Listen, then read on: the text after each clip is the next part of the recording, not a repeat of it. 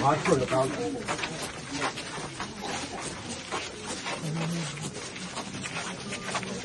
ముందుకెళ్ళి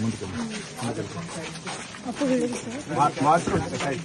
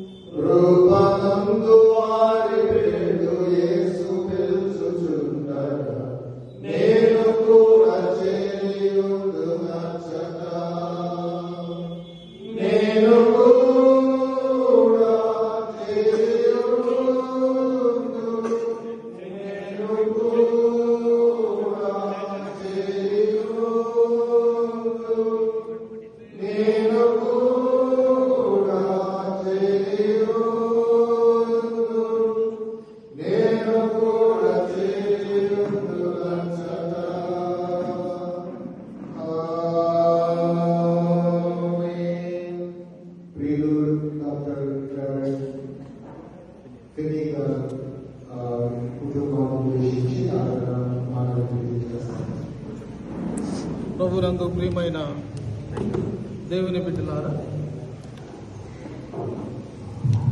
ప్రభువునందు ప్రియమైన దేవుని బిడ్డలారా, ప్రత్యేక సమయంలో మన దేవుని యొక్క కృప ఆదరణ కుటుంబానికి, బంధుజనానికి చేరిన వారందరికీ కూడా కలగాలి. ముందుగా నేను దేవునికి ప్రార్థన చేస్తున్నాను.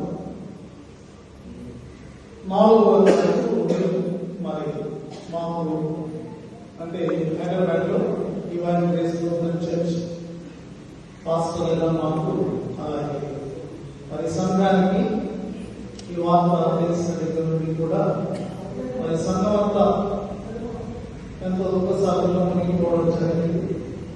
అక్కడ కార్యక్రమాలన్నీ కూడా ఎంతో మరి ఘనంగా ప్రకాశరావు గారి యొక్క పరిచయం తగిన రీతిగా కార్యక్రమాలన్నీ నిర్వహించడం జరిగింది. నిన్న దినం అక్కడ ఆలయంలో మరి కార్యక్రమం జరిగింది. సంఘం అంతా కూడా మరి అక్కడ వీడియో పాత్ర కూడా జరిగింది.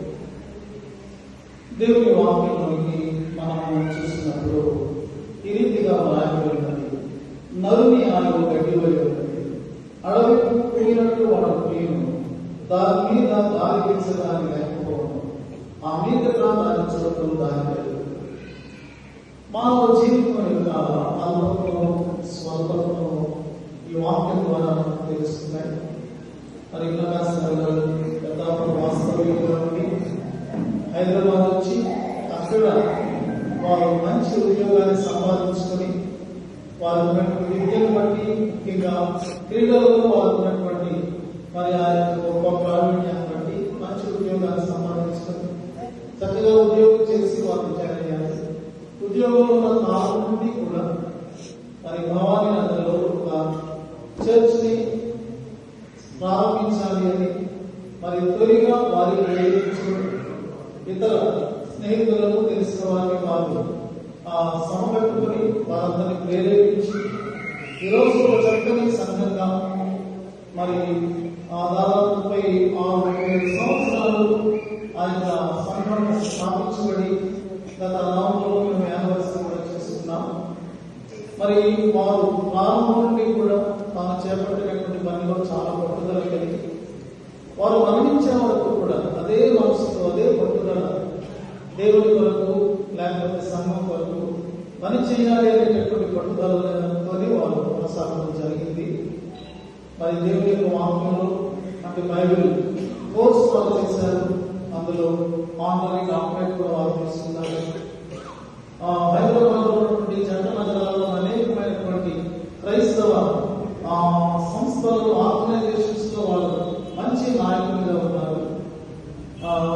మరి వాటిలో మంచి క్వాలిటీస్ ఉన్నాయి. వాటన్నిటి బట్టి దేవునికి మేము వందనాలు చెల్లిస్తున్నాము. మరి ఈ దినం మనం వాక్యంలో చదువుతున్నట్టు మనం ఈ లోకంలో ఎంత జీవించినప్పటికీ కూడా మనకు సత్యము ఇలాంటి సందర్భాలు జ్ఞాపకం వస్తూ ఉంటుంది. అదేమిటంటే నలుని ఆయువు గట్టి వలి ఉంది. గట్టి అంత స్వల్పమైనది, మన జీవితం కూడా అలాంటిది. గాలి ఇస్తే ఎగిరిపోయేటటువంటి ఇదిగా గడ్డి ఉన్నది. మన బ్రతుకులు కూడా అలాగే ఉన్నాయి.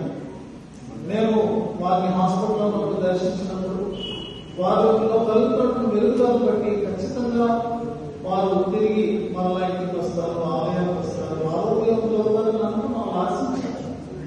కానీ అలా జరగలేదు. మరి మన యొక్క మార్గాలు వేరు, దేవుని మార్గాలు వేరు, మన ఆలోచన వేరు, దేవుని యొక్క ఆలోచన వేరు.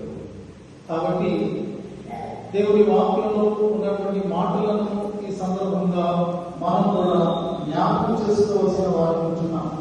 సర్వ శరీరులు గట్టి అయి ఉన్నారు, వారి అంతమంతయు అడవి పువ్వు అనే ఉన్నది అని రాయడం.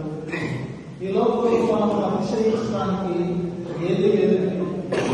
దేనిని బట్టి కూడా మనము ఈ లోకం శాశ్వతంగా అనుకోవడానికి కానీ, లేకపోతే మనం గొప్పగా ఉండగలమని కానీ అనుకోవడానికి లేదు. యెహోవా భయభక్తులు కలిగి మనము నడుచుకోవడం ఇదే మానవ కొట్టి ఇది అని వాక్యంలో రాయబడింది. దేవుడితో మన జీవితాలు సంబంధాలు పెట్టుకున్నట్టయితే, భక్తి విశ్వాసాలతో మనం జీవిస్తున్నట్టయితే మరణమైనప్పటికీ కూడా మనము భయం చెందవలసినటువంటి అవసరం లేదు. మరియు ప్రకాశ్ జీవించినటువంటి జీవితాన్ని బట్టి వారు ఉన్నటువంటి మరి దైవిక తపనను బట్టి వారు దేవుని సన్నిధానంలోకి వెళ్ళాలని విశ్వసిస్తున్నాం. ఇది మనకు వింతగా ఉంటుంది, మనకు బాధగా ఉంటుంది, దుఃఖంగా కూడా ఉంటుంది మన ప్రియులకు ఎడమాట. కానీ మనం ఈ లోక పరిధిని దాటి మనం పైకి వెళ్ళినట్లయితే, పరలోక దృష్టితో చూసినట్లయితే ఇది దేవునికి వింత కాదు, దేవుని దూతలకు వింత కాదు. ఎందుకంటే దేవుడు ఏర్పాటు చేసినటువంటి నియమాన్ని బట్టి ఒక్కొక్కరి జీవితంలో ఈ లోకంలో ఆయన కట్టినటువంటి ఉద్దేశాలు సఫలమైన తర్వాత దేవుడు వారిని పిలుచుకుంటున్నాడు. యోగులలో ఏం రాయబడిందంటే, ధాన్యం పనులు ఇల్లు చేరునట్లు, గృహము చేరునట్లుగా వారు చేరుకుంటున్నారట. పంట పండింది, ధాన్యమంతా వచ్చింది. ఆ యొక్క ధాన్యాన్ని మరి బస్తాల్లో ఎక్కించి గాదిల్లోకి నింపినప్పుడు అది సంతోషకరమైనటువంటి సమయం.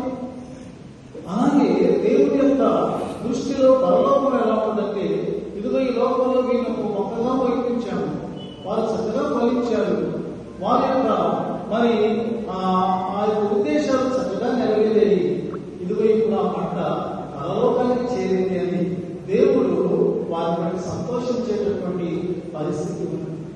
ప్రియమైన వాళ్ళ పరలోకం గురించి బైబిల్ గ్రంథంలో ఎన్నో గొప్ప విషయాలు రాయబడ్డాయి. మనకు తెలుసు. మనము ఒకవేళ ఆ యొక్క దృష్టితో మనం చూసినట్లయితే మనకు దుఃఖము బాధించబడుతుందండి. యోహాను భక్తుడు పరలోకానికి పిలువబడ్డాడు. ఇదిగో ఎక్కినము అనే స్వరం నిలబడింది. అప్పుడు చూసినప్పుడు ఏమి అక్కడ ఉన్నది అంటే, ఇదిగో ఒక సింహాసనం వేయబడి ఉన్నదట. ఆ యొక్క సింహాసనం మీద సూర్యకాంత పద్మరాగములను కోరినటువంటి ఒక ఆయన ఉన్నాడు. ఆ యొక్క సింహాసనం మరకత్వం వలె ప్రకాశించినటువంటి ధనస్సు వలె ఉన్నదట. ఎంత అద్భుతమైనటువంటి దృశ్యం! అక్కడ 24 పెద్దలు 24 సింహాసనాల మీద తెల్లని వస్త్రాలను ధరించుకొని సువర్ణ కిరీటములు పెట్టుకొని వారు కూర్చుని ఉన్నారు. అలాగే మరి యొక్క 4 జీవులు ఉన్నారు. అందరూ దేవుని స్తుతిస్తూ ఉన్నారు. అదంతా ఒక గొప్ప మహిమ దృశ్యముగా అక్కడ ఉన్నది. ఆ మధ్యలో గొర్రె పిల్లల వలె మన కొరకు వధించబడినటువంటి యేసుక్రీస్తు ప్రభువు అక్కడ ఉన్నారు. ప్రియమైన వారు, అలాంటి స్థలానికి వెళ్ళడం ఎంత అదృష్టం, ఎంత ఆశ్చర్యకరం! ప్రభువులు అనేటువంటి వారు తేజో నివాసులతో అక్కడ ఉండడానికి వారు వెళుతూ ఉన్నారు. మనము ఇప్పుడు దుఃఖంతో పంపించడం లేదు, ప్రకాశాలను దుఃఖంతో పంపించడం లేదు. వారు లేరు అనేటువంటి ఎడమని మనకు వాస్తవమే. దానివల్ల మనం కొంత ఇప్పుడు మరి లోటు ఉన్నది అని వాస్తవమే. కానీ మనము వారి గురించి ఆలోచించినప్పుడు, ఒకవేళ వారి భౌతిక దేహాన్ని కూడా మనం ఒకవేళ భద్రతాన్ని తీసుకుని వెళ్తున్నప్పుడు మనము కృతజ్ఞతతో, సంతోషంతో, నిరీక్షణతో వారి సాధనుకుంటున్నాం. ఆ నిరీక్షణ ఏంటంటే, ప్రభు వచ్చినప్పుడు మరలా ఆయన వచ్చినప్పుడు ప్రియులను అందరూ కలుసుకుంటారు. ఇక ఎప్పటికీ విడిపోయినటువంటి ఒక నిత్యమైన సహవాసము అక్కడ ఉంటుంది. కాబట్టి ఎంత గొప్ప నిరీక్షణ! ఈ నిరీక్షణతోనే కుటుంబ సభ్యులు ఉండాలని, ఆ విశ్వాసం నిలవాలని, దాన్ని బట్టి నెమ్మదిని పడి మరలా చూస్తాం. కాబట్టి అప్పటి వరకు కూడా మరి ఆ దేవుడికి భక్తికై ఆ తండ్రి యొక్క మార్గాల్లో మరి పిల్లలు నడవాలని, వారి యొక్క మరి ప్రతి విషయంలో కూడా కుటుంబం తగినట్టుగా ముందుకున్నానని నేను దేవుని సేవకులుగా తెలియజేస్తూ, కుటుంబాన్ని దేవుడు ఆదరించాలని నేను దేవుడిని ప్రార్థన చేస్తూ కొద్ది మాటలు ముగిస్తున్నాను. ఆ వెనుకలో దేవుడి యొక్క మాటలను కార్యక్రమం చేయాలి. మంచిది పిల్లల కుటుంబాన్ని ఉద్దేశించి విషయాలు ఆదరణ పరచడానికి వాక్యం తెలియజేశారు. ముఖ్యంగా తెలియజేసిన వాక్యంలో విశ్వాసాన్ని పునరుద్ధారణ, ఆ యొక్క నిరీక్షణ మీద ఆ యొక్క పునాది మీద పట్టుకొని ఆదాయపడాలని జ్ఞాపకం చేస్తున్నారు. మరి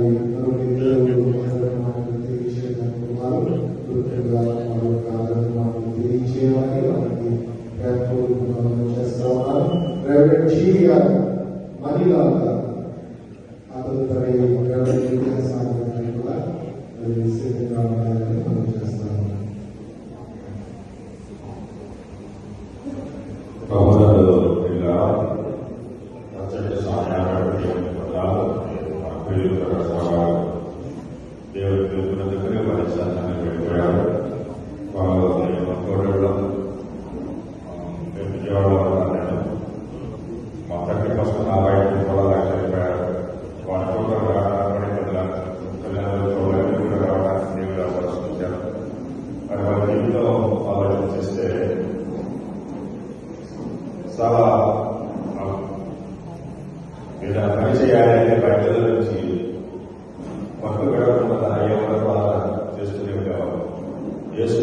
నుంచి ఒక విషయాన్ని తయారు చేసిన చాలా చోట్ల వెళ్ళింది. ఒక చోట వెళితే ప్రజలకు తీసేసి వాళ్ళే వెళ్తున్నారు. ఫ్లాగర్స్ కొంతమంది దాన్ని ఏంటంటే మాట్లాడలేదు. మరి బైబిల్లో వాడడం అంటే నిద్రించిన వారు తిరిగి లేస్తారు మనకు తెలుసు. వారు ప్రభులను నిద్రించారు. సాధారణమైన వారు ఆత్మశారీరకంగా ప్రార్థన చేస్తారు. ఆ ప్రార్థన చేయకూడదు. దేవుడి శాతానికి వెళ్ళిపోయాలని చూస్తున్నప్పుడు ఆయన ఆత్మశాంతిగానే ప్రభుతో ఉంటునేవారు. మరి దైవగ్రంథాల గురించి ఆయన పరిశోధన చేయాలి. ఆ జిజ్ఞాస చాలా కాలం నుంచి ఉండేది. దాంట్లో ఎవరు ఎలా చేస్తే బాగుంటుంది, ఏం చేస్తే బాగుంటుంది అలా మరి వారు పని చూసుకుంటే దైవగ్రంథంలో నుంచి విశేషాలు రాస్తూ అనేక వీరు కూడా సంపాదించుకున్నటువంటి అంటే ఆ పట్టుదల అలాంటి ఒక కార్యక్రమం పట్టుదల చేయాలంటే అయ్యే వరకు చెప్పేవారు. అక్కడ విషయాల్లో వచ్చి స్టార్ట్ చేసిన దగ్గర నుంచి అది పూర్తయ్యే వరకు కూడా ఇంకా అది చేయాలి ఇది చేయాలి అని గురించి ఏం చేస్తే బాగుంటుంది అనుకుంటున్నటువంటి మరి అలాంటి పట్టుదల కూడా మాట్లాడారా అనేది కూడా మనం ఒకసారి ఆలోచించాలి. దేవుడి యొక్క కృపను బట్టి దేవుడి ఆయుష్ను బట్టి మనం జీవిస్తున్న సమయంలో దేవుని పనికి ఎంత సమయాన్ని మనం వెచ్చిస్తున్నామనే విషయాన్ని మనం జ్ఞానం చేసుకోవాలి. క్రైస్తవ విశ్వాసకి మరణం అంటే భయం ఉండకూడదు. చాలా మంది మరణాన్ని భయపెడుతున్నాము, చనిపోతానేమో ఎప్పుడో చనిపోతాం. కానీ ఆ విశ్వాసం ఏంటంటే చనిపోయిన తర్వాతే నేను ఎక్కడికి వెళతాను, నా పరిస్థితి ఏమిటి అని ఒకసారి నా అంతా ఆలోచన చూసుకోవాలి. కనుక రాబోయే కాలంలో దేవుడి సన్నిధానానికి మనం వెళ్తాం అనే విశ్వాసం కలిగి ఉంటున్నాం. వెళ్ళినప్పుడు తప్పకుండా ప్రయాసాలను మనం చూడగలం. అక్కడ బంధువులు భార్యలని భర్తలు కానీ లేక సమానమైనటువంటి బంధుత్వం కానీ అందరం కూడా దేవుడి సన్నిధిలో దేవుని భవిష్యత్తులు అని అక్కడ ప్రయాణం కూడా మనం అందరం ఉండాలి. అంటే ఈలో ప్రభువుని విశ్వసించి ఆయన నేర్పినటువంటి బోధన అనుసరిస్తూ మన ముందుకు వెళ్తున్నప్పుడు దేవుడు మనం అదే కార్యక్రమంలో చేస్తాం. కుటుంబానికి దేవుడు గౌరవించిన థ్యాంక్ యూ వెరీ మచ్.